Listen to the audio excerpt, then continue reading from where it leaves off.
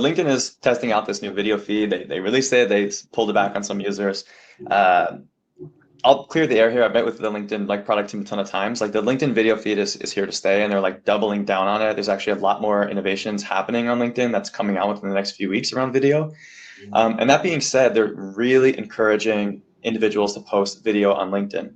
The challenge is that there's actually only 1% of LinkedIn's users actually create content, and even a smaller fraction of that actually create video. So they have this video feed where most people are consuming the video feed and not actually posting. So it's really this like content deficiency problem where there's not enough content to show to its users. So if you're creating video content, there's actually a really big opportunity for you to get more of a reach than you typically would right now, because LinkedIn needs to show your video to more users in order to like, keep everybody satisfied on the feed.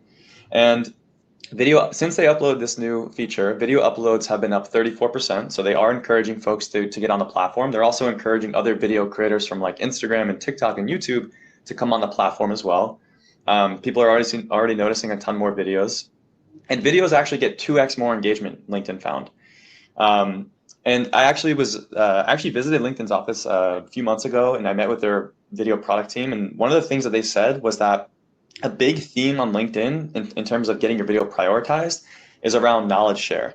So unlike TikTok, where you might go for entertainment and things like that, LinkedIn is really, really focused on knowledge share. So how can you share knowledge about your job, about your role, about your career, anything that does provide value to your audience? And that's not to say that you can't have fun with it. A lot of really great creators are doing like skits and parodies, but at the same time, they are still providing value. So that is the big trend. And I myself really double down on this as well. I would say like 60% of our revenue in our business comes from video content.